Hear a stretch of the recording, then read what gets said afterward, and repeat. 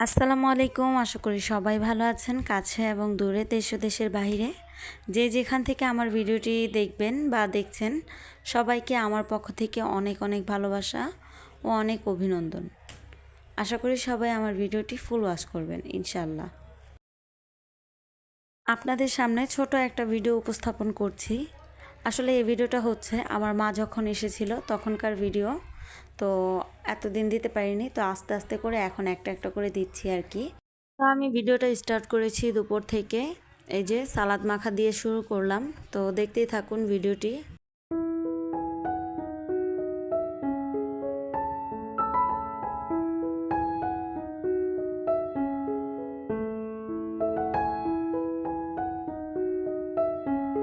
আপনারা এত মজার মজার রান্না করেন, আমি কিন্তু তেমন একটা রান্না বান্না জানি না, শুধু খেতে পারি আর কি।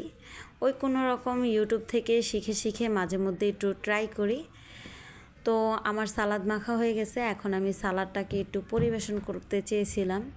জানি না সালাদ পরিবেশনটা আপনাদের কাছে ভালো লাগবে কি না।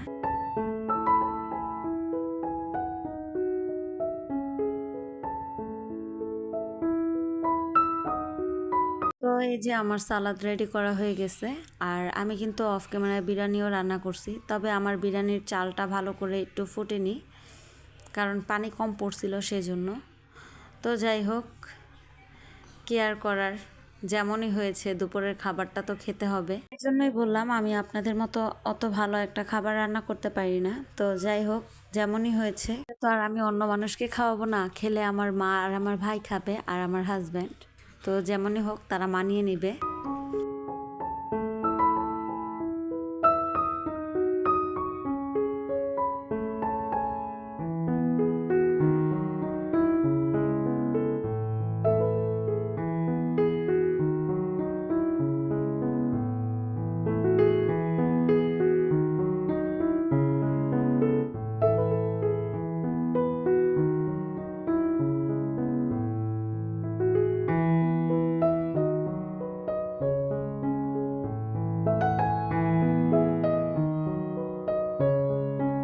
তো এই তো আমি বিরিয়ানিগুলো প্লেটে বেড়ে নিছি।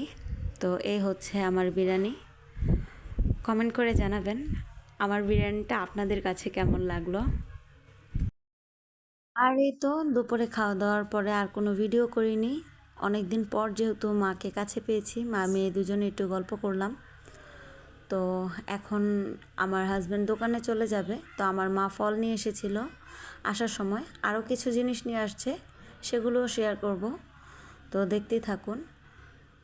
তো এই যে আমার হাজব্যান্ডকে ফল কেটে দিব, তবে আমার হাজব্যান্ড ফল খায়নি, সে তাড়াহুড়া করে দোকানে চলে গেছে, তার একটা ফোন আসছে।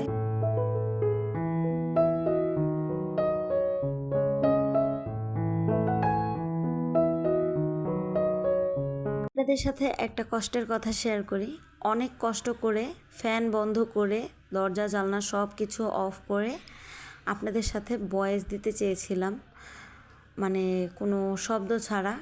কিন্তু কি বলবো, দিনের বেলা পাশেই মাঠ আছে, সেখানে ছেলেপেলেরা খেলাধুলা করে, তার শব্দ।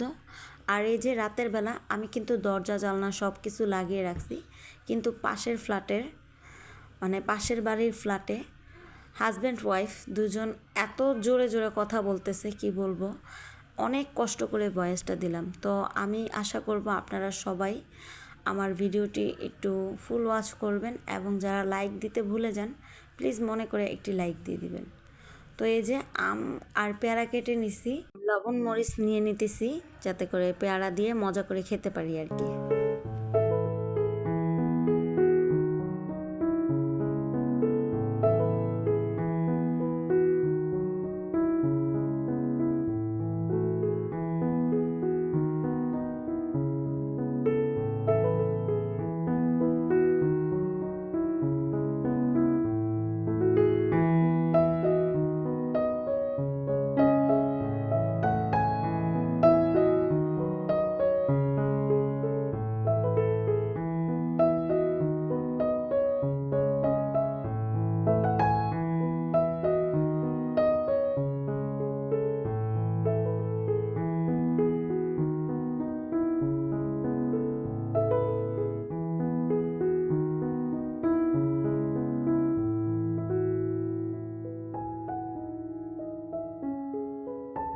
যে আমার হাজব্যান্ডকে যাওয়ার আগে ফল দিলাম, তো তিনি ফল খায়নি, তিনি শুধু এক গ্লাস পানি খাইছে।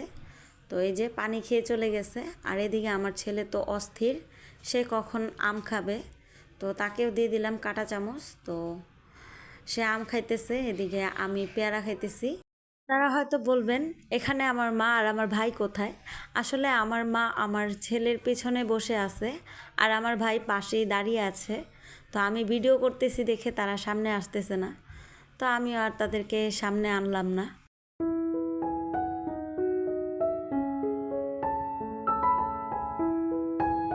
তো নাস্তা তো করেই নিলাম।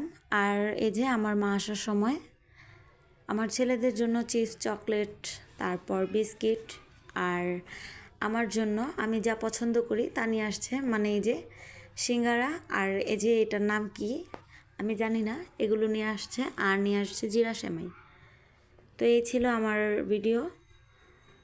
তো আজকের মতো এই পর্যন্ত। সবাই ভালো থাকবেন, সুস্থ থাকবেন। আল্লাহ হাফিজ।